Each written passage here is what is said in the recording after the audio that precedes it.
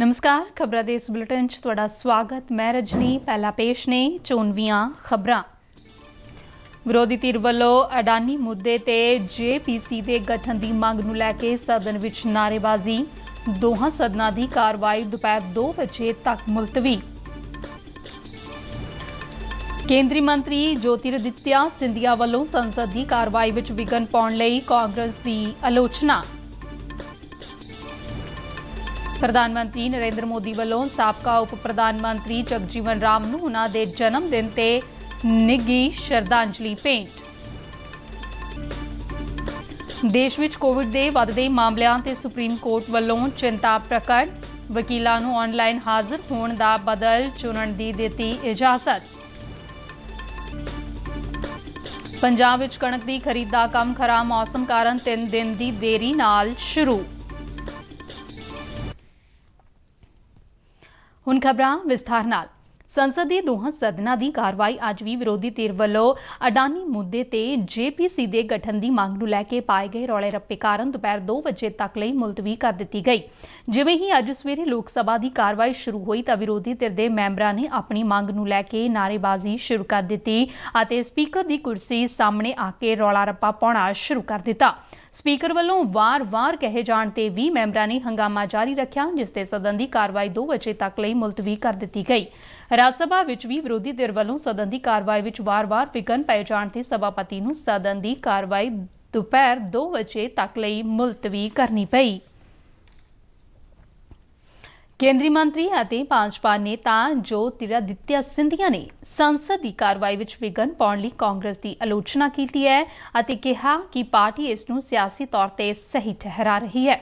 ਨਵੀਂ ਦਿੱਲੀ ਵਿੱਚ media conference ਨੂੰ ਸੰਬੋਧਨ ਕਰਦਿਆਂ ਉਨ੍ਹਾਂ ਕਿਹਾ ਕਿ ਇਹ ਸ਼ਰਮਨਾਕ ਗੱਲ ਹੈ ਕਿ ਕਾਂਗਰਸ ਦੇਸ਼ ਦੇ ਲੋਕਤੰਤਰ ਨਾਲ ਖੇਡ ਰਹੀ ਹੈ ਅਤੇ ਪਾਰਟੀ ਹੁਣ ਹੋਰ ਵੀ ਨੀਵੇਂ ਪੱਧਰ ਤੇ ਪਹੁੰਚ ਗਈ ਹੈ।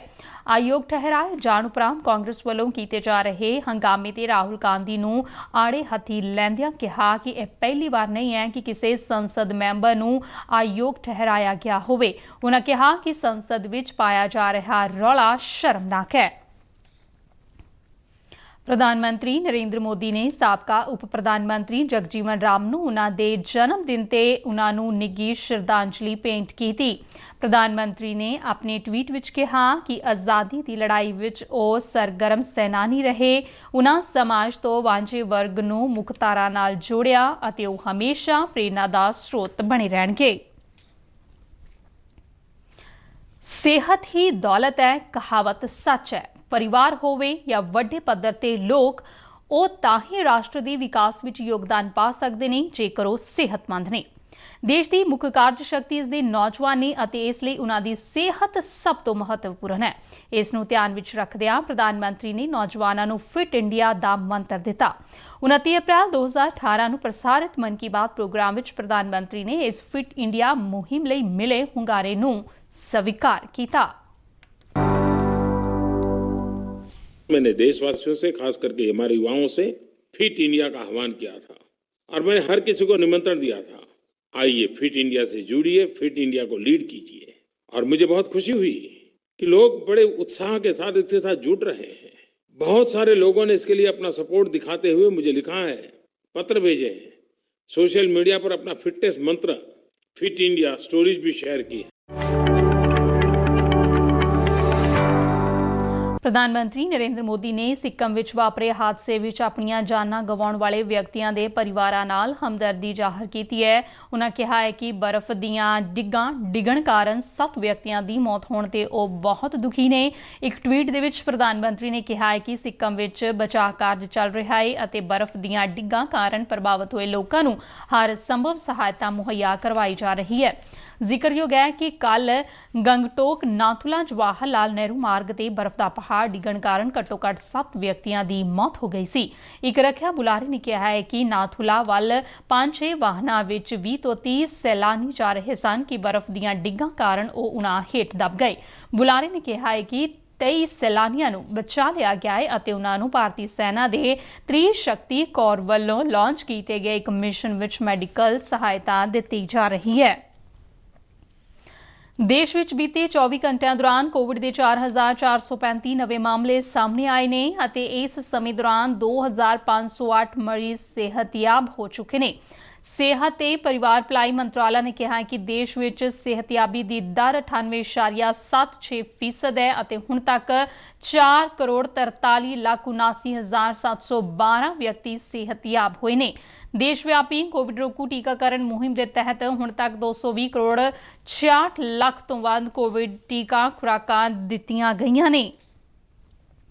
ਦੇਸ਼ ਵਿੱਚ ਕੋਵਿਡ ਦੇ ਵੱਧਦੇ ਮਾਮਲਿਆਂ ਤੇ ਸੁਪਰੀਮ ਕੋਰਟ ਨੇ ਚਿੰਤਾ ਪ੍ਰਗਟ ਕੀਤੀ ਹੈ। ਮੁੱਖ ਜਸਟਿਸ ਡੀ.ਵਾਈ. ਚੰਦਰਚੂੜ ਨੇ ਕਿਹਾ ਹੈ ਕਿ ਕੋਰੋਨਾ ਦੇ ਵੱਧਦੇ ਮਾਮਲਿਆਂ ਨੂੰ ਦੇਖਦਿਆਂ ਵਕੀਲ ਵਰਚੁਅਲ ਤੌਰ ਤੇ ਅਦਾਲਤ ਵਿੱਚ ਪੇਸ਼ ਹੋਣ ਲਈ ਆਜ਼ਾਦ ਹੈ। ਚੀਫ ਜਸਟਿਸ ਨੇ ਕਿਹਾ ਹੈ ਕਿ ਉਨ੍ਹਾਂ ਨੇ ਕੋਵਿਡ ਦੇ ਵੱਧਦੇ ਮਾਮਲਿਆਂ ਸੰਬੰਧੀ ਅਖਬਾਰਾਂ ਵਿੱਚ ਰਿਪੋਰਟ ਦੇਖੀ ਹੈ, ਜਿਸ ਨੂੰ ਧਿਆਨ ਵਿੱਚ ਰੱਖਦਿਆਂ ਵਕੀਲ ਹਾਈਬ੍ਰਿਡ ਮੋਡ ਦੀ ਵਰਤੋਂ ਕਰ ਸਕਦੇ ਨੇ।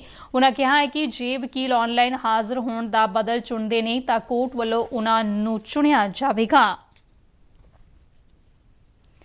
ਪੰਜਾਬ ਵਿੱਚ ਕਣਕ ਦੀ ਖਰੀਦ ਦਾ ਕੰਮ ਸ਼ੁਰੂ ਹੋ ਗਿਆ ਹੈ। ਖਰਾਬ ਮੌਸਮ, ਰੁਕ-ਰੁਕ ਕੇ ਮੀਂਹ ਪੈਣ ਅਤੇ ਗੜੇਮਾਰੀ ਹੋਣ ਕਾਰਨ ਕਣਕ ਦੀ ਖਰੀਦ ਦਾ ਕੰਮ ਤਕਰੀਬਨ 3 ਦਿਨਾਂ ਦੀ ਦੇਰੀ ਨਾਲ ਬੀਤੇ ਦਿਨ ਸ਼ੁਰੂ ਹੋਇਆ। ਸਰਕਾਰ ਨੇ 1 ਅਪ੍ਰੈਲ ਤੋਂ ਕਣਕ ਦੀ ਖਰੀਦ ਸ਼ੁਰੂ ਕਰਨ ਦਾ ਐਲਾਨ ਕੀਤਾ ਸੀ, ਪਰ ਮੀਂਹ ਪੈਣ ਤੇ ਖਰਾਬ ਮੌਸਮ ਕਾਰਨ ਜਿੱਥੇ ਸੂਬੇ ਦੀਆਂ ਕਈ ਥਾਵਾਂ ਤੇ ਕਣਕ ਦੀ ਫਸਲ ਖਰਾਬ ਹੋਣ ਅਤੇ ਇਸ ਦੀ ਵਾਢੀ ਵਿੱਚ ਦੇਰੀ ਹੋਣ ਨਾਲ ਕਣਕ ਦੀ ਆਮਦ ਤੇ ਮਾੜਾ ਅਸਰ ਪਿਆ। ਪੰਜਾਬ ਦੀਆਂ ਮੰਡੀਆਂ ਵਿੱਚ ਬੀਤੀ ਸ਼ਾਮ ਤੱਕ ਸਿਰਫ 123 ਟਨ ਕਣਕ ਹੀ ਪੁੱਜੀ, ਜਿਸ ਵਿੱਚੋਂ ਸਰਕਾਰੀ ਖਰੀਦ ਏਜੰਸੀਆਂ ਵੱਲੋਂ ਸਿਰਫ 6 ਟਨ ਕਣਕ ਹੀ ਖਰੀਦੀ ਗਈ ਹੈ, ਜਦਕਿ 117 ਟਨ ਕਣਕ ਦੀ ਵਿਕਰੀ ਫਸਲ ਵਿੱਚ ਜ਼ਿਆਦਾ ਨਮੀ ਕਾਰਨ ਨਹੀਂ ਹੋ ਸਕੀ। ਸੂਬੇ ਦੇ ਕਿਸਾਨਾਂ ਨੂੰ ਇਸ ਗੱਲ ਦਾ ਵੀ ਖਦਸ਼ਾ ਹੈ ਕਿ ਮੀਂਹ ਪੈਣ ਤੇ ਹਨੇਰੀ ਝੱਖੜ ਝੁੱਲਣ ਕਾਰਨ ਜਿੱਥੇ ਉਹਨਾਂ ਦੀ ਫਸਲ ਜ਼ਮੀਨ ਤੇ ਵਿਛਣ ਕਾਰਨ ਖਰਾਬ ਹੋਈ ਹੈ, ਉੱਥੇ ਹੀ ਮੀਂਹ ਪੈਣ ਨਾਲ ਕਣਕ ਦੇ ਦਾਣੇ ਕਾਲੇ ਹੋਣ ਦੀ ਸੰਭਾਵਨਾ ਵੀ ਵੱਧ ਗਈ ਹੈ। ਸੀਮਾ ਸੁਰੱਖਿਆ ਬਲ ਦੇ ਜਵਾਨਾਂ ਨੇ ਬੀਤੀ ਦੇਰ ਰਾਤ ਅੰਮ੍ਰਿਤਸਰ ਸੈਕਟਰ ਦੇ ਕਰਿੰਡਾ ਪੁਲਿਸ ਸਟੇਸ਼ਨ ਹੇਠ ਆਉਂਦੀ ਚੌਂਕੀ ਪੁਲਮੋਰਾ ਨੇੜੇ ਪਾਕਿਸਤਾਨ ਤੋਂ ਆਏ ਇੱਕ ਡਰੋਨ ਦੀ ਗੂੰਜ ਸੁਣ ਕੇ ਉਸ ਤੇ ਫਾਇਰਿੰਗ ਕੀਤੀ, ਜਿਸ ਮਗਰੋਂ ਇਲਾਕੇ ਦੀ ਤਲਾਸ਼ੀ ਲੈ ਜਾਣ ਤੇ 9 ਪੈਕੇਟ ਹੈਰੋਇਨ ਬਰਾਮਦ ਹੋਈ। ਸੀਮਾ ਸੁਰੱਖਿਆ ਬਲ ਅਨੁਸਾਰ ਇਲਾਕੇ ਦਾ ਤਲਾਸ਼ੀ ਅਭਿਆਨ ਲਗਾਤਾਰ ਜਾਰੀ ਹੈ। ਇਹ ਹੈਰੋਇਨ ਡਰੋਨ ਵੱਲੋਂ ਭਾਰਤੀ ਇਲਾਕੇ ਵਿੱਚ ਸੁੱਟੀ ਗਈ ਹੈ। ਸੁਪਰੀਮ ਕੋਰਟ ਨੇ ਪੰਜਾਬ ਸਰਕਾਰ ਨੂੰ ਹਿਦਾਇਤ ਦਿੱਤੀ ਹੈ ਕਿ ਉਹ ਸੂਬੇ ਵਿੱਚ ਗੈਰ ਕਾਨੂੰਨੀ ਦੇਸੀ ਸ਼ਰਾਬ ਦੀ ਪੈਦਾਵਾਰ ਤੇ ਢੋਆ ਢੁਆਈ ਦੇ ਨਾਲ-ਨਾਲ ਵੱਡੇ ਪੱਧਰ ਤੇ ਸੂਬੇ ਵਿੱਚ ਚੱਲ ਰਹੀਆਂ ਸ਼ਰਾਬ ਦੀਆਂ ਗੈਰ ਕਾਨੂੰਨੀ ਭੱਠੀਆਂ ਦੇ ਸੰਚਾਲਨ ਨੂੰ ਰੋਕਣ ਲਈ ਆਪਣੀ ਕਾਰਵਾਈ ਜਾਰੀ ਰੱਖੇ।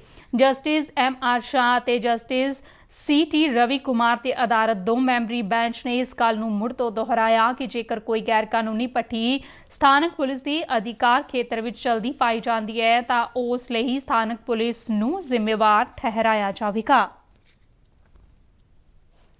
FBI ਦੀ ਮਦਦ ਨਾਲ ਮੈਕਸੀਕੋ ਵਿੱਚ ਦਿੱਲੀ ਪੁਲਿਸ ਵੱਲੋਂ ਗ੍ਰਿਫਤਾਰ ਕੀਤੇ ਗਏ ਟਾਪ ਗੈਂਗਸਟਰ ਦੀਪਕ ਬਾਸਕਰ ਨੂੰ ਅੱਜ ਦਿੱਲੀ ਲਿਆਂਦਾ ਗਿਆ। ਦਿੱਲੀ ਪੁਲਿਸ ਨੇ ਦੇਸ਼ ਤੋਂ ਬਾਹਰ ਜਾ ਕੇ ਪਹਿਲੀ ਵਾਰ ਕਿਸੇ ਗੈਂਗਸਟਰ ਨੂੰ ਫੜਿਆ ਹੈ। ਦੀਪਕ ਬਾਸਕਰ ਸਿਵਲ ਲਾਈਨ ਇਲਾਕੇ ਵਿੱਚ ਹੋਈ ਇੱਕ ਹੱਤਿਆ ਦੇ ਮਾਮਲੇ ਵਿੱਚ ਲੋੜੀਂਦਾ ਸੀ। ਇਹ ਇੱਕ ਵੱਡੀ ਕਾਮਯਾਬੀ ਹੈ ਕਿ ਤਾਲਮੇਲ ਨਾਲ ਕੀਤੇ ਗਏ ਐਕਸ਼ਨ ਨਾਲ ਪਹਿਲੀ ਵਾਰ ਮੈਕਸੀਕੋ ਵਰਗੇ ਦੇਸ਼ ਤੋਂ ਕਿਸੇ ਅਪਰਾਧੀ ਨੂੰ ਲਿਆਂਦਾ ਗਿਆ ਹੈ। ਦਿੱਲੀ ਪੁਲਿਸ ਦੇ ਸਪੈਸ਼ਲ CPHS ਧਾਲੀਵਾਲ ਨੇ ਦੱਸਿਆ ਹੈ ਕਿ ਕਈ ਮਹੀਨੇ ਤੋਂ ਦਿੱਲੀ ਪੁਲਿਸ ਦਾ ਸਪੈਸ਼ਲ ਸੈੱਲ ਉਸ ਦਾ ਪਿੱਛਾ ਕਰ ਰਿਹਾ ਸੀ। ਦਿੱਲੀ NCR ਵਿੱਚ ਅਜੇ ਤੱਕ ਇਸ ਤੋਂ ਵੱਡਾ ਕੋਈ ਗੈਂਗਸਟਰ नहीं है। स्पेशल सेल के स्टाफ ने बड़ा एक्सटेंसिव काम किया और FBI के जो लोग हैं वो भी यहाँ पे मौजूद हैं, जिन्होंने बहुत हमारी हेल्प करी इसमें। और इसके अलावा Mexican police, ministry of external affair, और जैसा कि हम पहले भी बता चुके हैं कि गृह मंत्री साहब के निर्देश के बाद ये स्पेशल जो एक फ्यूजिटिव्स थे जो कि वांटेड थे, इन पे कार्रवाई करी गई है। और उसके तहत एक बड़ी कामयाबी है कि इतने कोऑर्डिनेटेड एक्शन से पहली बार इतने डिस्टेंट जगह से, मैक्सिको जैसी जगह से लाया गया है। ਅਮਰੀਕਾ ਦੇ 2 ਸੰਸਦ ਮੈਂਬਰਾਂ ਨੇ 14 ਅਪ੍ਰੈਲ ਦੇ ਦਿਨ ਨੂੰ ਰਾਸ਼ਟਰੀ ਸਿੱਖ ਦਿਵਸ ਦੇ ਰੂਪ ਵਿੱਚ ਮਨਾਉਣ ਲਈ ਸੰਸਦੀ ਪ੍ਰਤੀਨਿਧ ਸਭਾ ਵਿੱਚ ਇੱਕ ਪ੍ਰਸਤਾਵ ਪੇਸ਼ ਕੀਤਾ ਹੈ।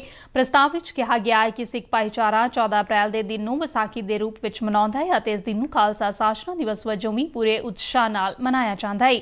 ਵਿਸਾਖੀ ਸਿੱਖ ਧਰਮ ਦੇ ਇਤਿਹਾਸ ਤੇ ਸਿੱਖਾਂ ਦੀ ਪਹਿਚਾਣ ਨੂੰ ਬਣਾਈ ਰੱਖਣ ਲਈ ਮਹੱਤਵਪੂਰਨ ਭੂਮਿਕਾ ਨਿਭਾਉਂਦੀ ਹੈ। ਪ੍ਰਸਤਾਵ ਵਿੱਚ ਇਹ ਵੀ ਲਿਖਿਆ ਗਿਆ ਹੈ ਕਿ ਵਿਸਾਖੀ ਦੇ ਦਿਨ ਸਿੱਖ 1699 ਦੇ ਖਾਲਸਾ ਸਾਜਨਾ ਦਿਵਸ ਨੂੰ ਅਤਿਆਚਾਰਾਂ ਵਿਰੁੱਧ ਲੜਾਈ ਵਿੱਚ 10ਵੇਂ ਗੁਰੂ ਸ੍ਰੀ ਗੁਰੂ ਗੋਬਿੰਦ ਸਿੰਘ ਜੀ ਵੱਲੋਂ ਸਜਾਏ ਗਏ ਖਾਲਸਾ ਦੀ ਯਾਦ ਵਿੱਚ ਮਨਾਇਆ ਜਾਂਦਾ ਹੈ। ਅੰਮ੍ਰਿਤਸਰ ਦੀ ਪੋਸ਼ ਕਲੋਨੀ ਰੋਜ਼ ਐਵੀਨਿਊ ਵਿੱਚ ਅੱਜ ਤੜਕੇ ਇੱਕ ਕਾਰ ਵਿੱਚ ਅੱਗ ਲੱਗਣ ਨਾਲ 3 ਵਿਅਕਤੀ ਜ਼ਿੰਦਾ ਹੀ ਸੜ ਗਏ, ਜਦਕਿ 4 ਹੋਰ ਬੁਰੀ ਤਰ੍ਹਾਂ ਦੇ ਨਾਲ ਜ਼ਖਮੀ ਹੋ ਗਏ। ਇਸ ਘਟਨਾ ਵਿੱਚ ਮਰਨ ਵਾਲਿਆਂ ਦੀ ਪਹਿਚਾਣ ਤਜਿੰਦਰ ਸਿੰਘ, ਉਸ ਦੀ ਪਤਨੀ ਨਰਿੰਦਰ ਕੌਰ ਅਤੇ ਪੁੱਤਰ ਦਿਲਵੰਸ਼ ਸਿੰਘ ਵਜੋਂ ਹੋਈ ਹੈ।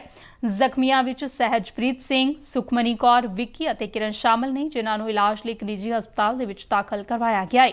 ਅੱਗ ਬੁਝਾਊ ਗੱਡੀਆਂ ਨੇ ਸੂਚਨਾ ਮਿਲਦੇ ਹੀ ਘਟਨਾ ਵਾਲੀ ਥਾਂ ਤੇ ਪਹੁੰਚ ਕੇ ਅੱਗ ਬੁਝਾਉਣੀ ਸ਼ੁਰੂ ਕਰ ਦਿੱਤੀ। ਭਾਵੇਂ ਅੱਗ ਲੱਗਣ ਦੀ ਇਸ ਘਟਨਾ ਬਾਰੇ ਕੁਝ ਵੀ ਪਤਾ ਨਹੀਂ ਲੱਗ ਸਕਿਆ ਹੈ, ਪਰ ਪੁਲਿਸ ਸੂਤਰਾਂ ਅਨੁਸਾਰ ਸ਼ਾਰਟ ਸਰਕਟ ਕਾਰਨ ਇਹ ਹਾਦਸਾ ਹੋਣ ਦੀ ਸੰਭਾਵਨਾ ਜਤਾਈ ਜਾ ਰਹੀ ਹੈ। ਖਬਰਾਂ ਦੇ ਬੁਲੇਟਿਨ ਸਾਡੇ ਦਰਸ਼ਕ RNU DDK ਜਲੰਧਰ ਦੇ YouTube ਚੈਨਲ, Facebook ਪੇਜ ਤੇ Twitter ਹੈਂਡਲ ਤੇ ਵੀ ਦੇਖ ਸਕਦੇ ਨੇ। ਇਸ ਦੇ ਨਾਲ ਹੀ ਖਬਰਾਂ ਦਾ ਬੁਲੇਟਿਨ ਖਤਮ ਹੋਇਆ। ਦਿਓ ਆਗਿਆ। ਨਮਸਕਾਰ।